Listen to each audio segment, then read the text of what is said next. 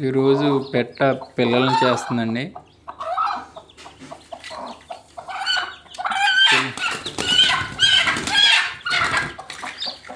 పిల్లల్ని చేసేటప్పుడు ఒకసారి తీసి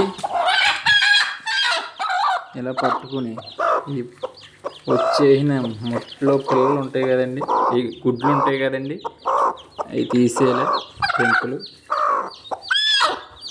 పెంకులు తీసేస్తే పిల్లలను తొక్కకుండా ఉంటాయండి.